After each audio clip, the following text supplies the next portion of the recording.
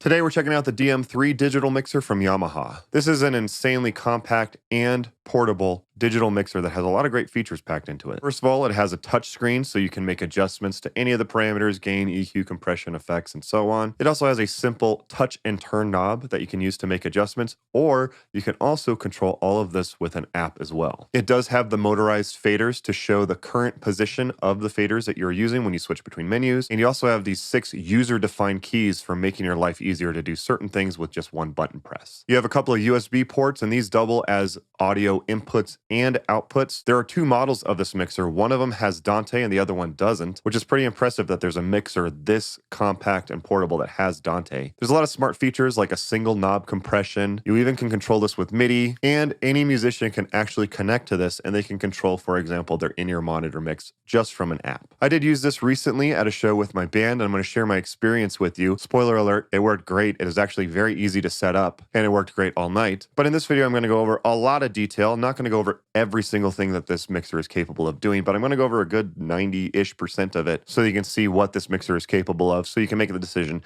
if it's right for you and your needs, or if you have the mixer and you just need help setting it up, hopefully this video can help you out. I do want to say many thanks to Guitar Center for sending this over and for sponsoring the video. Just as always, all the opinions in this video are my own, but if you do decide that this is right for you, there will be purchase links down below in the description, or you can use the QR code in order to purchase from Guitar Center. And also don't forget to check out the Guitar Center deals page. There's always great deals on the Guitar Center deals page for live music production, for studio, instruments, all of your music needs. Be sure to check out the Guitar Center deals page, which I will also link to down below in the description, or you can check the QR code on your screen. Once again, many thanks to Guitar Center for sponsoring this video and sending this over. That's enough of the intro. Don't forget to subscribe if you're not already subscribed, and let's check out the Yamaha DM3 compact digital mixer.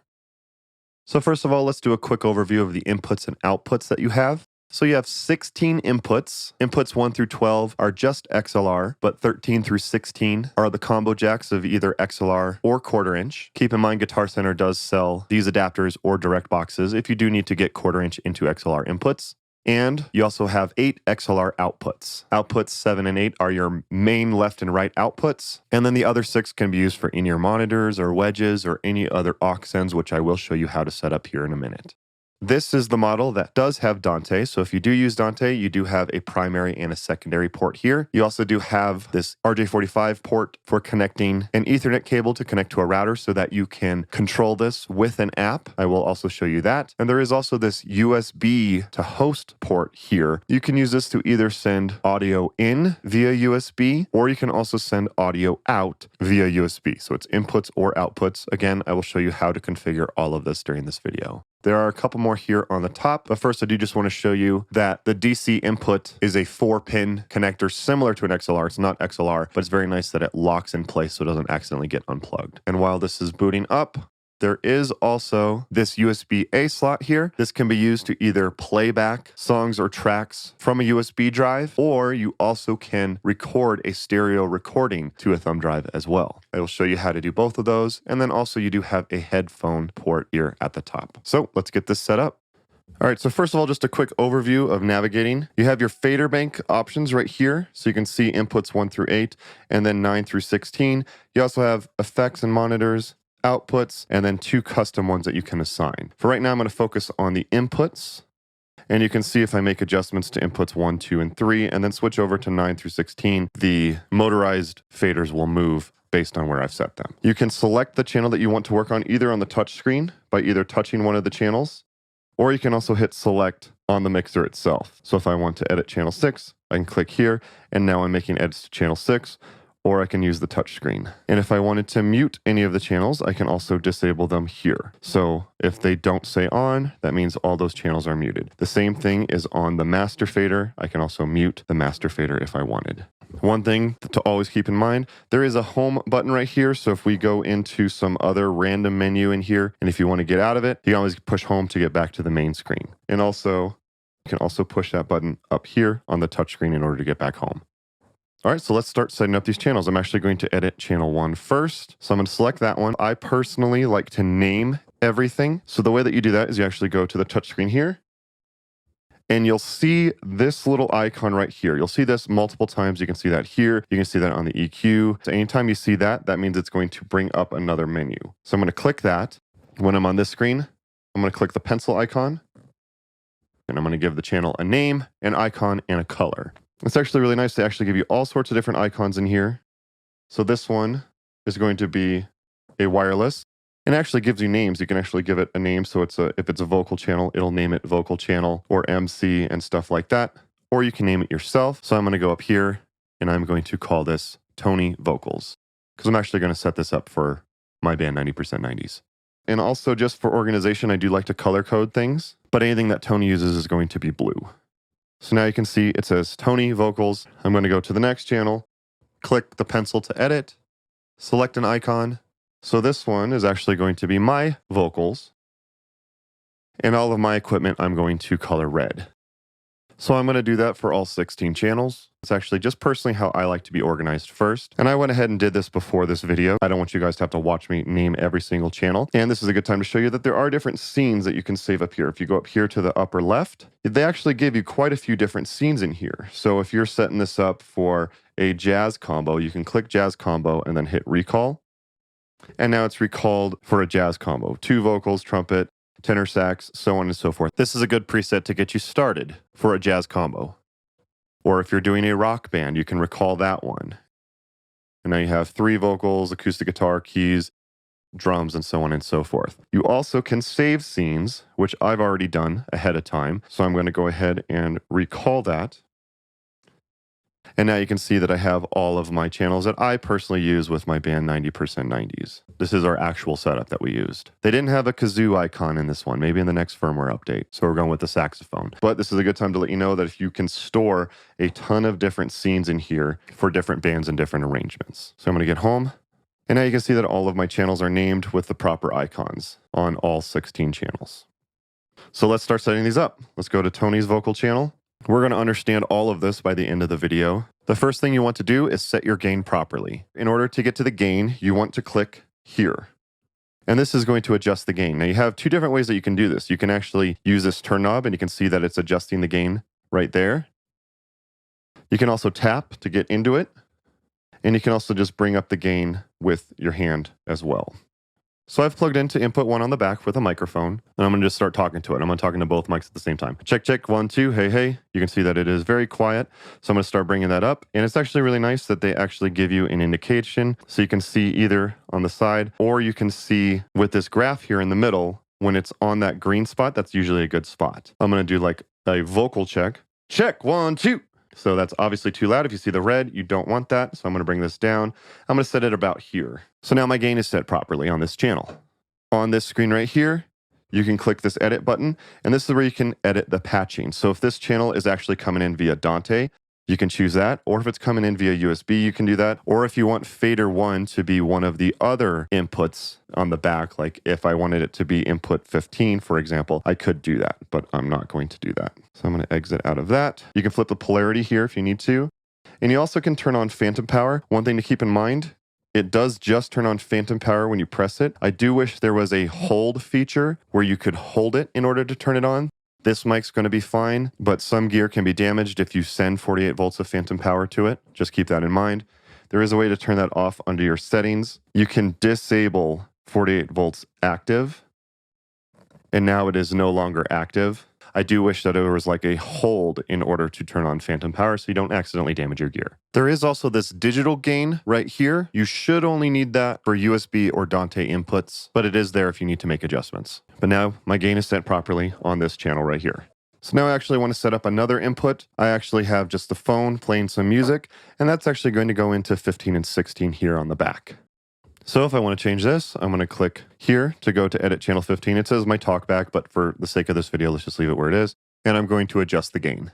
And you can see I only need to add a little bit more since this is obviously coming out at line level. If you don't know the difference between mic line and instrument levels, I do have a video going over that if you are interested. Now, the thing is it's actually a stereo signal. So I want these two to be paired together. And the way to set this up in stereo is you go under your settings and go to channel link. And then what you do is you click one, click and hold one, and it'll tell you what parameters do you want to link with stereo. In this case, I want all of them, but if you want to disable one of them, you can. And then I'm going to push the second one right here. And you can see now that these two are connected. I can click in here to see that these two are now a stereo pair, and you can see that they move together. So that's how you set up a mono and a stereo input and make sure that your gain is set properly. Okay, now your inputs are set up. Let's go ahead and go back home. And the next thing I like to do is change the EQ. So first of all, you can enable or disable the EQ by pushing this button here. So if it's green, it's enabled. If it's not, it's disabled. I'm going to enable it, and then they make it really easy. You can click and just drag and move up and down and affect the EQ. You can pinch or pull to adjust the shape as well. You can also use this in order to make different adjustments. You can adjust the Q by clicking Q right here, making adjustments, tap frequency to make adjustments, and then tap gain in order to make adjustments as well. You also can push in to cycle between frequency and gain. So I can do gain and then push in and then adjust the frequency as well. You do also have this high pass filter right here. So you click that to enable it, and then you can choose how far you want to set a high pass filter. So since this is for vocals, I'm going to do a cut around here, around like 140. And remember, you can click this button right here in order to see it more in full screen. I don't think that's actually really necessary with the EQ, but you do have that as an option. And you can see when I talk into the mic, you do get a graph showing what frequencies are being excited as I talk into the microphone, which is really helpful, especially to diagnose problems. Now, something really cool, let's say I make just a general adjustment like this, just kind of like a slight EQ change. You can also click on one knob and set this to one knob EQ. And now what you can do is either with this slider right here or using the touch turn knob, it'll just make it more extreme or make it less extreme of an EQ curve. So that's really cool. You can also click here where it says intensity and set it to just vocal. So now it's going to be one knob vocal mode. So this is just for vocals, and it's just giving you kind of a common EQ graph for vocals. The more you turn it up, the more extreme it gets. So pretty helpful. I'm going to set that back to intensity and turn off one knob mode. And the other thing you can do, you can also change the shape. Say for the high frequency, I can tap right here, and I can actually set this just to a high cut. And now for this one, I do have to enable it for a cut like this, and now I can set it as a high cut. Or if I want it to be more like this, I can also do that. So for the high and the low one, you can also change the shape to dial in your EQ properly. Here's a really helpful thing to know throughout the entire video. There's a little arrow right here. If you swipe out, you actually get to some common settings. So you can actually copy and paste this EQ curve if you want, or you can also just set it back to flat. Now everything is flattened out and back to normal. You can also hit default, and it'll reset the EQ to default if you would like. But I'm going to put that high pass filter back on and bring it up a little bit. So that's your EQ.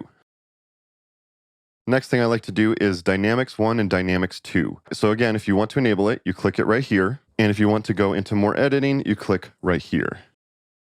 So this is going to be your gate, although you also can set it to a ducker as well. I think most people will use it as a gate. So with the gate, you set a threshold level. Any audio that goes above the threshold level, audio will be normal. Anything below the threshold point, the audio will be turned down by an amount that you set with this range slider right here.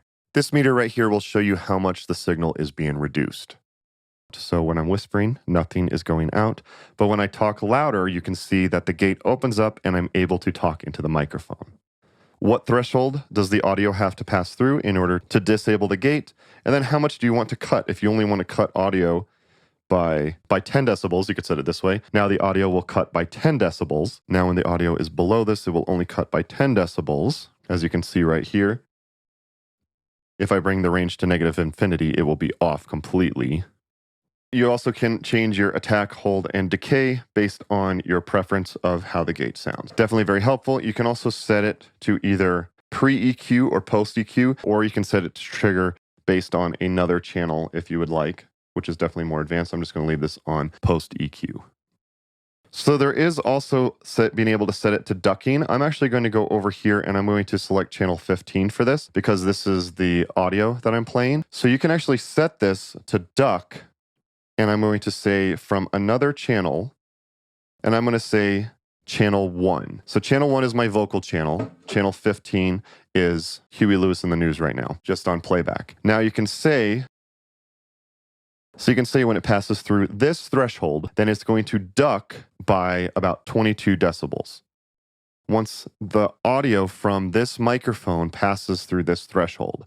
So the easiest way is probably just to show you. Now I'm talking into the microphone. I don't have this set up for processing, but you can see when I talk into the microphone, what you're going to see is when I pass through this threshold point, I'll bring that down just a hair, it's going to turn down the signal of the music. So watch, as I bring up the music,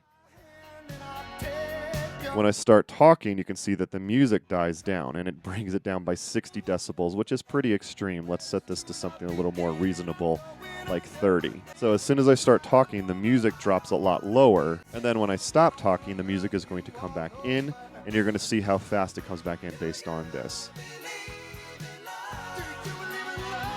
So I can set the decay to be slower if I want the music to come back in immediately when I stop talking. Or I can set it to longer, and then the music will fade back in when I stop talking. So that's a pretty cool feature. When channel 1 passes over this threshold point, it's going to turn it down by 44 decibels in this case. If I want less, I could set that here. And then you can say, how long do I want it to take in order to get back to normal? Pretty cool feature. And as always, if I don't want this, I can actually go to here. I can hit default, reset ducking to default, and it is now set back to normal. I'm going to put this back to the gate and just leave it off. Go back to channel 1. I'm going to do the same thing. I'm going to just set this back to the default setting. But that's how you set up your gate and your ducking. Let's go ahead and go home. And just FYI, on this screen right here, you can still make adjustments to it. You don't have to go into that submenu. You can click here and choose where the threshold point is, choose where the range is, choose hold and stuff like that. You can do it all from this screen, but if you want it on a bigger screen, you would go into this mode right here. You can do that on the EQ as well. You don't have to go into that submenu. Pretty cool. All right, for Dynamics 2, let's go ahead and enable that, because remember, it does have to be enabled for it to work. And let's go in to start editing that. This one should probably honestly just say compression instead of Dynamics 2 because it can only be used as a compressor. But here's where you can set your threshold, your ratio, attack, release, outgain, and knee of the compression. All right, so I'm going to talk into this microphone now. So you can see when I talk into the microphone, it's getting about to this point right here. So that's not going to do anything. But if I set the threshold lower, now every time it passes this point, it's going to turn down the audio by how much ratio do I want. Do I want it to be 3-to-1 or 4-to-1? Or you can set it to infinity to 1, and now it's just a limiter. The audio cannot go past that. So I'm going to set it to about 4-to-1, and you can see when I talk louder, it's going to bring the audio down by quite a bit, by 4-to-1 when I pass through that. So when I pass this threshold point, how much do I want to bring the audio down by? You can see how much it brings it down right here. And then you can also add the output gain, because if you're squashing the audio, you obviously want to bring it up a little bit afterwards. So I'm going to add 4 decibels of gain afterwards. The knee you can see right here is how fast or how hard it makes that adjustment. Remember, this isn't a video about compression, but just a quick overview just so you understand. You can also set this to pre or post EQ if you would prefer. And if you're very new to compression, you can also just turn on one knob compression. And now you can either use the slider, or I can do this, and it's just more or less compression. So now I have more compression, or do you want less compression? And just keeps it very, very simple. So if you're brand new to it, it might be worth using that one. But that is your compression setting. So now we have gone through the most important steps with this. Setting the input gain, EQ, gate, and compression. So now most of it is pretty much set up. Those are your most important things. Just a couple of bonus ones. If you do want to affect the panning, that's down here. Right now it's set to center. I can pan it to the left or pan it to the right if you would want that. There are also presets. You can get to presets by clicking this preset button right here, or you can also swipe from the side and go to library. That's also an option. But clicking on presets right here, there's all sorts of different presets in here for all sorts of different instruments. Vocals, drums, guitar, keys, horns, so on and so forth. So this is a vocal channel. So I'm going to choose that. They have specific microphones. So Audix, Sennheiser, Shure microphones. I'm using the Shure Nexodyne mic, which is my favorite mic. I have a video going over why if you're interested. So that one's not in here. But I could choose like the SM58, and then when I hit recall, what do I want to apply to it? I think most of you will probably want just the head amp, so just like the main settings, not the patching. I don't want to change the name or where it's sending to, so let's go ahead and do this. Recall this channel, and all of that has been applied to channel 1 now. So if I back out, you can see that I have an EQ curve meant for an SM58. The gate is off and the compressor is just set to a one knob compression if I want it, but now it's set up for an SM58. So very nice that they have presets. And again, you have a ton of presets in here. I personally usually like to set up stuff from scratch, but very nice that it has a bunch of presets in here. Okay, next up, you're probably asking about effects. So you get two different effects, and the way that you get to them are over here. Effect 1 and Effect 2. By default, they're set to a hall reverb and then a mono delay. I actually really like the hall reverb setting that they have in here, so I'm going to keep that, but let's say for Effect 2, I want to change to something different. I'm going to click the Edit button, and I'm going to choose one of these different types of effects. So you have different types of reverbs, different types of delays, and then some chorus, flange, phaser, dual pitch, stuff like that. I think most people will use reverbs and delays. I'm going to leave it just on the default settings for right now, and I'm going to switch back over to talking into this microphone. Okay, so now I'm talking into this microphone. You can hear that it is completely dry. There are no effects on this at all. Let's actually add a little bit of compression into this just to make it sound a little bit better. So if I want to add reverb to this channel, there's two different ways I can do it. I can click right here to Effect 1. You'll see that all of these light up. That lets me know that I am starting to edit sends on fader. So what channels do I want to send to this reverb effect? If I want to add reverb to channel 1, I'm just going to start bringing up the fader here. And now you can hear there is a ton of reverb, and that is probably too much. So let's bring this down to a more reasonable level of reverb, but you can still hear how much reverb there is. If I wanted to do the same, say on the acoustic guitar channel, I would just bring that up here. And now I'm sending this hall reverb to the acoustic guitar channel. Let's go ahead and bring that back off. If I want to do the same for Effect 2, just click Effect 2 and then start adding that here. So now you can see I have a delay. I can go in here. Change it to echo. Now I have a little bit different of a type of echo. Let's actually switch back to the reverb because it's probably easier to make adjustments to. Here you go. So let's say I want a lot of reverb time. The size of the room. You probably want this on just wet and dry 100%, but you can change that if you want. You also have a second page over here, so you can do a high-pass filter or a low-pass filter. Test. Check.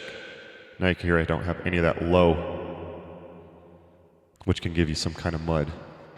When you hit home, it should get you out of this, but just make sure that you're not on this menu when you're making edits.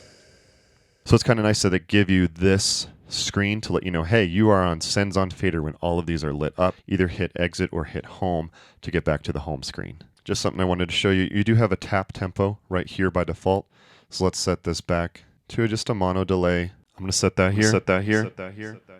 That's too much. Let's do a slower one. Now I have a slower. Now I have a faster. Just FYI, that's where it's set up by default. So that's one of the easiest ways to send reverb is choose Effect 1. What channels do you want to send reverb to? So Tony's vocals, my vocals, and Rick's vocals are going to get a little bit of reverb.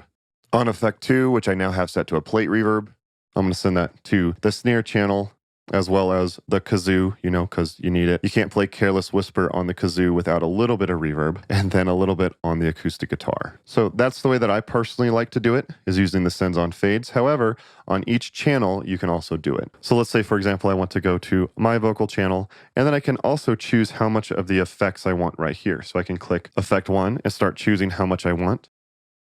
I can also choose that for Effect 2.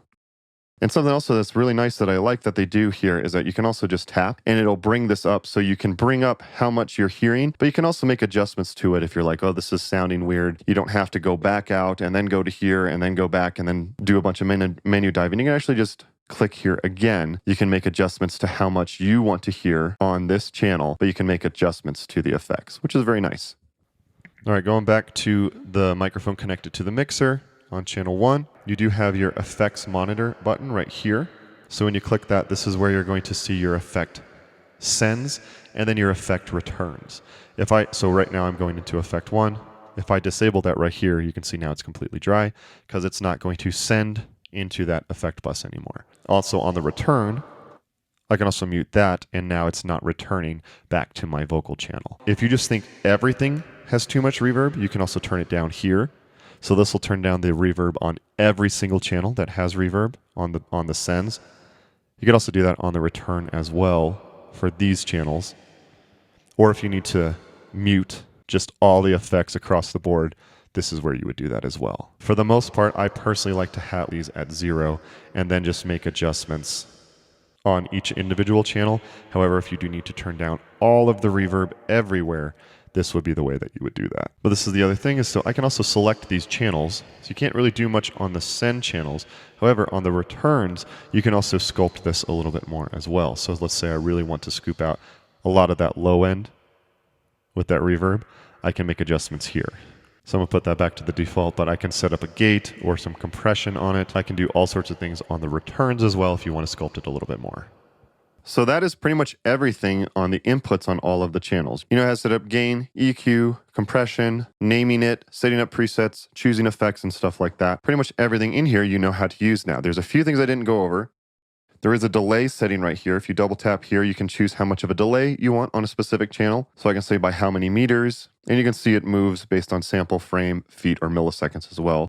I'm gonna go back home. Two things I didn't go over. There is an auto mixer right here. This is very helpful if you have multiple speakers on a panel or something like that. There is a specific video on the Yamaha YouTube channel if you are curious on how to use the auto mixer, and also on the insert. You can also insert via USB, and you can use third-party plugins from like a computer or something like that on this device, like a VST that you like using. And there is also a video about that on the Yamaha YouTube channel. This video is already going to be super long. If you want to find out more about those, check out those videos linked down below. But now we are going to configure the outputs.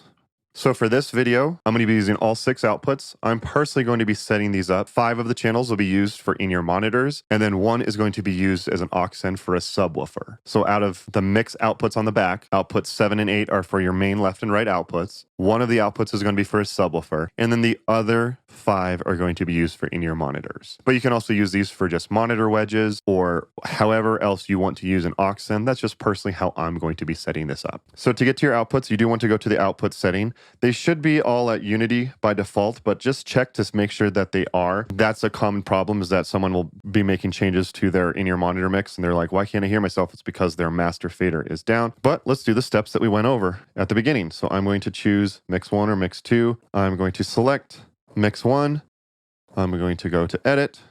You can also give this one a logo like in-ears, since this is an in-ear monitor mix. And I'm going to name this one, this is Tony Ears. And I'm going to give this blue because all of Tony's channels are blue.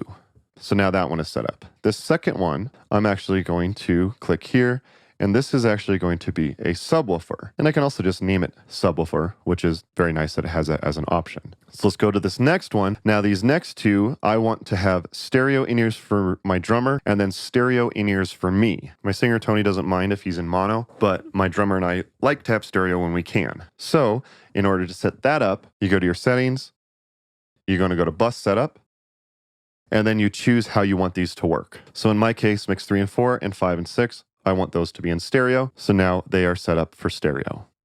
So I'm going to finish naming these channels off screen. So now all my outputs are named correctly. There is something you might notice, is that you can see it says balance here. In my head, every time I see this, that it says balance, you know, I need to pan this one to the left and then pan this one to the right, but they're actually linked together. So whatever I do on one, it sets it to the other one. So just FYI, if they're stereo linked together, it is okay to see it like that. My brain tells me that I need to pan it, but you don't need to, just FYI. And then I did want to show you that every single channel has EQ, a graphic EQ, and also a compressor. So if you wanted to remove some of the low end from this mix, you could. You also can set up the delay or the insert as well. And you can go into here and you can add a compression to the in-ears if you wanted to. I'm not going to do that, but I did want to show you that they do have the graphic EQ. So if you go in here, this is a 31 band graphic EQ. So I can cut out, you know, different frequencies in here and start making changes if I needed to boost something. One of the things that I really like about this is you can do fader assign. So now the faders are set to this. So I can bring down each of these based on the fader that's definitely really cool that I can make fine adjustments with the fader, with the EQ. So how do you make adjustments to what each person is going to hear in their in-ears? So the way you do that is to go to sends on faders, just in the same way that we did on effects. What channels do we want to send to the effects? Make sure that you are on one of these fader banks right here, and you are going to say, I want to adjust what's going to Tony's ears in this case.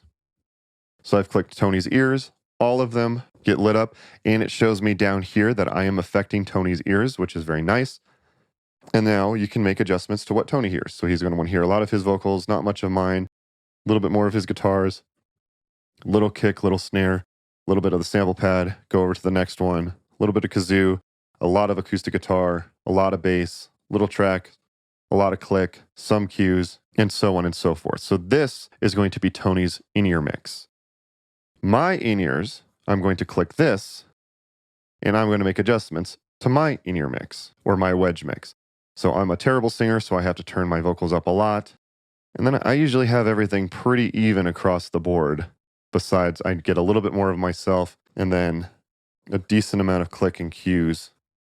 Everything else is pretty even. So I'm going to set up my own mix, and then I'm going to go to the subwoofer, and I'm going to choose what goes to the subwoofer. So in that case, it's just pretty much bass, a little bit of the tracks, and then the kick drum. Those are the only things that we send to the subwoofer. Oh, and a little bit of the SPDSX as well. So now you can see that Tony's ears has a completely different mix from my in-ear monitors, and also the subwoofer has its own aux out, and that obviously has its own mix as well. So that's how you want to adjust these, is by choosing sends on fader and then just making adjustments like you would on here. It is very important just to remember to hit home to get out of sends on fader mode, and now you're adjusting the main front of house mix. Something that is very important to make sure you have it set up for wedges and in-ear monitors in particular. If you go into your settings and go to that bus setup, this is where we made them either mono or stereo. You want to make sure that the send point is set to pre-fader. This is very important. If you have it set up to post-fader, that means that, if I'm mixing front of house and I start bringing down the vocals, like Tony's vocals, in front of house, that's actually going to affect what he hears in his in-ears. So on Tony's ears, he wants his vocals right here. He does not want that to be affected by wherever front of house has it set. Make sure that it is set to pre-fader. That is very important. Another option that you can do is, so when you're here in your main mode right here, you can also click this icon right here. So this is sending to which in-ear monitor mix. So if you're going through, an in-ear monitor mix, and you say, okay, who wants to hear kick drum in their ears? And everyone holds up, their hand if they want to hear it. It's like, okay, so I'm going to send some to the subwoofer. Scott wants a little bit. Rick wants a little bit. Tony only wants this much. And then you're going to do the next thing on the snare. So next on the snare, you're going to say, who wants to hear this? Subwoofer doesn't want any. Rick wants to hear some. I want to hear a tiny bit. And Tony wants to hear extra. This right here is very important. What I was talking about pre-fader or post-fader. Make sure that these are set to pre-fader. You can set them to post-fader, and that's not what you want for in-ear monitors. Make sure it's set to pre-fader. So those are your two options on how to mix. You can go based on each individual channel. On each channel, you can click on this one and then say Scott's guitar is going to go to whose ears, or you can also just go to, for example, Tony's ears and then make adjustments to his entire mix of what he wants to hear. Those are the two ways to mix in-ears. A very common question is, how do you get reverb in your ears? In that case, what you do is I'm going to go to Scott ears, for example, and then I'm going to select Effect Monitor. And now here, this is where you want to turn up the effect return in that person's ears. So those reverbs have to be sent to those channels. If no channels have this effect 1 put on them, then you're not going to hear that in their ears. But going to the sends on fader, choose effect monitor, and start bringing up the effect return so that you can hear reverb and effects in your in-ear monitors and a wedge. All right, so now your main inputs and outputs are all configured. However, there's more things that we can do to make our lives easier because there's so many features that this mixer has. We also have these custom fader options down here. So what if you don't want, inputs 1 through 8 and 9 through 16, then your effects monitors here and your output here? What if you want a specific one on these custom ones? Well, you can do that. Go to your settings and then go to custom fader bank. So I'm going to go over here and adjust custom 1. Now I'm going to assign what I want all 8 faders to control when I'm on custom 1. Let's say the first 3 faders I want to control all the vocals. So first one will be Tony vocals, second one will be Scott vocals, and then the third one I'm going to assign that to be Rick vocals. Next fader I want to assign to the kick, the snare, the SPDSX, the tracks, and then on this fader, I actually want to control the subwoofer. So I've assigned all of those. Let's go home. And now on this custom bank right here, you can see I have the 3 vocal channels right here. I have all the drums right here. I have my tracks right here. And then I have control over the subwoofer right here. So that's just a good way to just be able to say, hey, these are the main things that I'm going to adjust throughout the show. These are the custom faders I want to see without having to change menus. I just kind of want to stay on this one. Let's go and do the same thing for the second one. I'm going to go ahead and set up custom fader bank 2 off screen. So on this one, I've decided to group the 3 guitar channels, have my reverbs, and have Tony's in-ear master mix level, just as an example. I've set up my own custom layout so that I don't have to keep switching between these. Definitely very helpful to know. We also have these user-defined keys down here, which are very, very helpful. So with this, you have this one set up for a tap tempo, but you can customize each of these 6 buttons. So go to your settings, and then go to user-defined keys. Now, what do you want each of these to do? So let's edit this first one. And you have all of these different options. You can set a mute group, which is, I think, one of the most valuable ways to use this. I'll show you how to set up a mute group here in a second. There's so many ways that you could set this up. The way that I actually really like to do this is sends on fader. I'm going to set this to mix bus 1. You do want to make sure that you hit OK in order to save that. And now you can see that this one will now trigger mix 1 on sends on fader. So instead of having to click here, I can actually just click right here. And now I'm editing Tony's in-ear monitor mix and make adjustments to that. And when I want to get out of it, I can either push home or I can also click again in order to disable it. I'm going to set the second one up to be sends on faders for the subwoofer. Third one sends on fader for Rick's ears. And then the fourth one sends on faders for my ears. So now you can see I can control each of the sends on faders, Tony's ears, this is the subwoofer, this is Rick's ears, and this is my ears. So it's just easier than having to find the screen. I just find it easier just to use these. I personally like that, but again, you can configure this how you want. I'm going to leave the 6th button as the tap tempo, and then I'm going to assign the 5th one to mute group 1. And now this is going to trigger mute group 1. And that brings me to the next setting, which is the mute group. So go into your settings and then go to mute group. So you have different mute groups. So mute group 1, 2, 3, 4. You have 6 different mute groups. So let's just say for mute group 1, I want to assign that to all of the vocal channels. Now I'm going to go back, and now when I trigger this button, it has muted the 3 vocal channels. You can see that they're flashing, letting you know that they're muted, and then push this button again to unmute them. I think assigning these to mute groups definitely makes a lot of sense. That's the easiest way to do them, although you can do it also in the app as well. So now you know how to set up your custom faders, you know how to set up your user-defined keys, and you know how to set up your mute groups as well. Going back onto your settings, there is also MIDI control. So you can assign this to control this even more with MIDI. So you can say, I want to receive MIDI over USB. That's really the only way to get it. I only want to receive on MIDI channel 6, for example, and I want to receive program changes and I want to receive control changes. Or if you don't want to receive program changes, you can disable that here. But you can say when it gets program change 1, it loads the podcasting preset.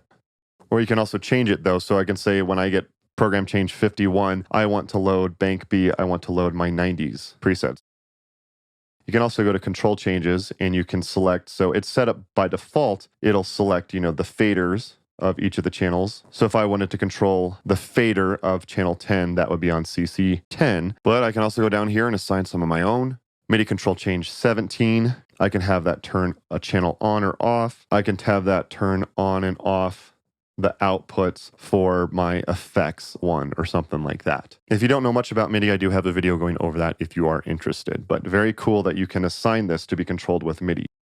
So you also can send audio via USB into one of the inputs. So this is actually the way that we do this on our track channel. So on our tracks channel, we actually run using Stage Tracks 3. I have 4 different videos on Stage Tracks 3 if you're interested in how to set this up. But under the outputs, you can see it says I can send this to the Yamaha DM3. I have this connected via USB-C to the USB-B port on the back of the DM3. And you can see what I can actually do is I can say output 4, which is our tracks. I want to run that either in stereo, or I can just say I want to connect that to Yamaha DM3 USB input 1. It might not make sense if you're not familiar with stage tracks, but basically what I'm doing is I'm sending audio out USB, and I want the Yamaha mixer to read that on USB input 1. Now under here, I'm going to go into the input setting. Remember how we could configure the inputs? I'm going to go into here and I'm going to set this to USB 1. So now the tracks are going to come in on USB channel 1. But listen to what happens. Let me set some things up here because I want you to be aware of this because this happened to me. I'm going to try playing 24 Karat Magic.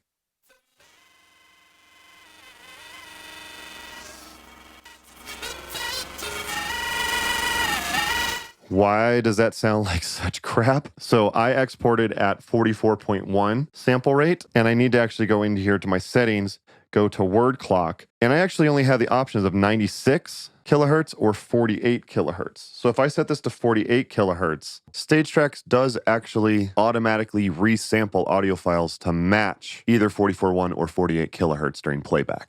So now when I push play, the audio sounds fine. So if your USB audio sounds like that first example, you have to go under your word clock settings. But it is very nice that you're able to run audio via USB. We also send our click and cues down USB as well. When I hit play, if I bring up the tracks, you can hear that. Actually, I need to start the song over so you can hear the cues. 24 Karat Magic. I'll fast forward it a little bit so you can hear, here's the click, and here's our tracks. Pre-chorus go. So all of that's coming in via USB. So that was the USB port to send audio into the Yamaha, but I can also use that USB port to record multi-track audio out into like a DAW, for example. So you can see I can connect it to my computer and then Logic will recognize it and I can record all 16 channels of audio as a multi-track recording if I wanted to. So that's what that USB host port is for, either sending audio in via USB or multi-track recording out. You have this headphone port up here to control what you hear out of that headphone output. You're going to click the Q button on whichever channel you want to listen to. So that's what's going to go to the headphones. You can turn that up and listen. You can turn on multiple things at once, just FYI. And you can also hear outputs. So if you need to hear, hey, something's wrong with the subwoofer, turn on the Q and you can listen to it to see what's going on. Or if someone is saying I'm having problems with my in-ear monitors, push the Q button on that mix and listen and diagnose the problem. That's a super helpful feature. Q is very, very helpful for diagnosing problems if something's going wrong. So, and also keep in mind on your stereo, your main left and right output, you also get EQ, compression, and that graphic EQ. I could go into here, go in and edit and then see, and I could scoop out, a little bit of 400 if I wanted to. I need to make sure to set that back to normal before I use this at my next show. So we went over the other USB port, but you also have this USB slot right here as well. So this is actually used for two different things. You can put in a USB drive and then click on the USB icon right here. And if you've loaded up songs or MP3s under here, you can actually just play it from here. So I'm gonna hit play. Now, where's the audio coming from? It's actually under your effects and monitor and under your playback setting right here. Thanks, Huey, for helping me demo this Yamaha mixer. So you can play tracks from here, but you also can record just a stereo. If you want to do full multi-tracking, you have to use that other USB slot, but you can actually just record just a stereo output from the board into this. All right, so now I'm talking into my handheld microphone. I'm just going to hit record and then push play. And now what it's doing is it's recording all of this audio right now. So it's recording the show, whatever I have set up on my mix. And then when I'm done, I'm going to hit stop. And then you can see it is saved right here. If I want to listen back to that, I can just push play. I have to make sure that it's brought up on here right now. So it's recording the show, whatever I have set up on my mix. And then when I'm done. So that is all saved to here. And then I can eject the USB, hit this eject button right here, eject it, and I can take this stereo track and do whatever I want with it or send it to a musician who wanted to hear their mix. So this is used for both audio in, if you want to play tracks, or if you want to record and send directly to that. A couple other things I didn't go over. You do also, under your settings, you do have a patch bay right here. You can repatch some of your inputs and outputs. So as you can see, for example, I have channel 12 in on USB 1, USB 3, and USB 4, like I set up earlier for my tracks. You can also just do that in this patch menu as well. If you are using the version with Dante, here's your Dante setup. This isn't a video on Dante. I just want to let you know where it was. You can also lock the console so that no one accidentally touches anything. In order to get out of it, you do have to hold, and then you can start making edits. But then last but not least, you also can control this with an app. And you have a couple of different apps that you can use. You can use one to control the entire mixer, and musicians can also connect to it and control their individual in-ear monitor mixes. So I have this Wi-Fi router that is set up and connected in the back with that Ethernet port. I've connected it into this router, and I've connected to that network on my iPad right here. I'm going to load up the Stage Mix app, and you can see it's actually not finding it. So easiest way to do this is to go under your settings, go to network, and then for mixer control, set this to DHCP and hit OK. It'll take a second, and it'll kind of figure out how to set up the IP address and the subnet mask for this network right here. Now you can see that it's done it, and then give it a second. And then you can see it pops up here, and I can click it and hit connect. And now I can connect and control this with the app. You can see when I make adjustments to like fader 1, you can see that fader 1's moving, fader 2, my master output. I'm able to control the mixer from this app. You can do everything in here that we did. You can change the input gain, the EQ, the dynamics. It's in a slightly different order down here, the delay, everything like that. But if you understand how to use it on the mixer itself, all of this is going to make sense. I can go to my sends on faders over here. So here's for effect 1, here's for effect 2, here's for Tony's in-ear monitors, here's for the subwoofer, and Rick's monitors, my monitors, and so on and so forth. So you can connect to it via the app, and you can control it that way so you don't have to be near your board. I do just want to say, just really quick, I'm a firm believer in the app Mixing Station. I have a whole video going over this. I love Mixing Station, and I can connect to this as well, and I can make adjustments. You can see that when I make adjustments, I'm able to control the Yamaha mixer as well. And I can choose, the different mixes and stuff over here. The thing that's awesome about Mixing Station is that whatever mixer you use, it's basically the same layout. It just makes things so much easier just to navigate. I do have a video going over Mixing Station, and I go over it in detail if you want to check it out. Mixing Station does work with the Yamaha DM3. I highly recommend it personally. But you can still use Stage Mix, and it gets the job done as well.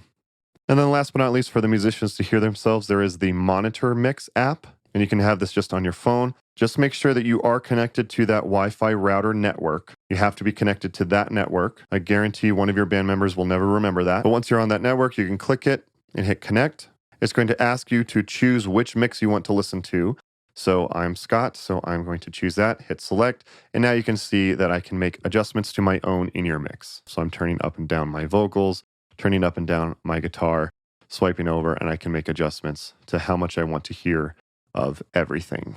You can go up here to your settings and change the number of faders. So if you want to see all 16 channels, some people actually prefer that like I do. You can also affect the panning if you're doing stereo, which if you don't use panning at all, you're not actually using stereo correctly, just FYI. And there's a couple other settings in here, but this is so each musician can control their own mix from their phone or their tablet, and they don't have to ask you how to do it. Very, very helpful. I love doing that. And yes, this is also possible in Mixing Station as well. If you do decide to use Mixing Station, you're going to want to make sure you choose the Yamaha DM3. Make sure you set it up as a personal monitor and then just tell them which mix bus they are. So in my case, I'm mix bus 5.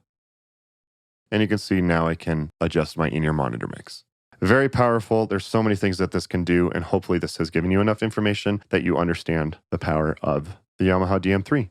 So like I mentioned, I did get to use this recently with my band at a show. On my channel, I almost always test out my gear live before I do a video on it, just so I make sure that I understand exactly how it works. And I did that specifically, especially with something that has this many features. Sometimes what I found is that there's one sub menu with one thing that is checked that needs to be unchecked to make it work in the way that you need it to. And that can happen with any piece of gear. So I showed up to my show with enough time to problem solve, and I had zero issues with this at all. It was a very quick sound check. We got everything set up in a couple of minutes. This is actually my first time with a Yamaha mixer, and just overall, it just makes a lot of sense. Since this mixer was my first time using a Yamaha mixer, all of it made sense right off the bat. Sounds great. My bandmates were really a fan of it. They kept saying that they really liked it. It was really nice to have physical faders instead of using the app. It is really nice to be able to control it with the app, don't get me wrong, but it is really nice just to be able to, if you need to make a quick adjustment, to just like push one button or move a fader slightly, instead of having to like, open up a new app, especially since I run our tracks from an iPad. It's just been really nice to have those physical faders. I definitely really like that about this. Are there any improvements I could think? I do really wish that all 16 inputs were the combo XLR and quarter inch. They only have those last 4 that have the option of quarter inch, but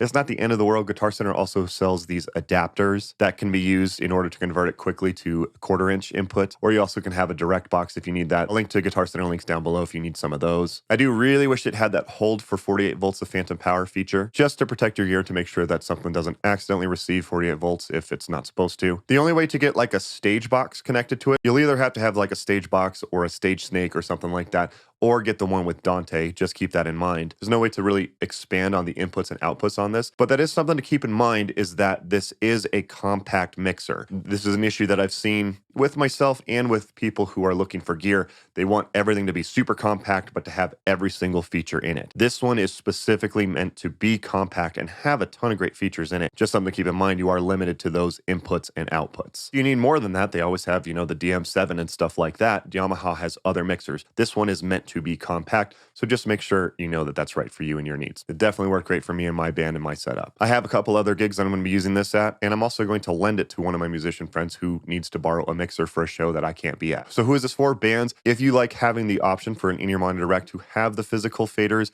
as well as the ability to control it with the app, this is definitely a great one to look into. Smaller venues or churches who can get away with 16 inputs and 6 outputs. A lot of places I think are going to be okay with that. If you're doing corporate events and you need, microphones for speakers and stuff like that. Just in general, just having it as a portable sound rig. If I ever get hired to run sound for like a friend's band and they need me to run sound, this is the mixer I'm going to bring. It just works really well. It's just super compact, but still very powerful. As long as you know that there are 16 inputs and 6 aux outputs, 8 outputs total, but 2 for left and right, and then 6 aux outputs. As long as it works for you for that, I think this is a fantastic mixer for your needs, and there's a ton of great features packed into this. And if you do decide that this system is right for you and your needs, I will have links to purchase from Guitar Center, or you can use the QR codes on your screen. I'll link to the version with Dante or the version without Dante. If you never plan to use Dante, we'll save you a little bit of money. And also down below, I will link to an SKB case that Guitar Center also sells that fits this mixer perfectly like a glove if you are interested in bringing it from gig to gig. So I hope you guys found the video helpful. This video took forever to put together. If you're still here, do me a favor and just hit the thumbs up button. If you made it to the end, I'm assuming that means you found it helpful. Hitting the thumbs up button truly does help support the channel. I know it's annoying that YouTubers ask for it, but it truly does help out a lot. So I would appreciate it. And also consider subscribing if you want to see more videos like this in the future. 2 other videos of mine to check out. Check out my video on Mixing Station. I really love the Mixing Station app, and it works really well with the Yamaha mixer. I'm a firm believer in that app. I love everything that that does. And also Guitar Center did send over the QSC column array speakers, which I did a video on a couple months back. If you want to check out a nice portable column array system setup, check out my video on the QSC column array speakers. You can check out both of those videos by clicking the links on your screen now. Thank you guys again for watching. Again, many thanks to Guitar Center for sponsoring the video. Don't forget to follow me on my social media pages at Scott Ewell Music. If you have any other cool gear you want me to check out, please leave them as a comment down below. Don't forget to like and subscribe. Thanks again for watching, and I'll see you next time.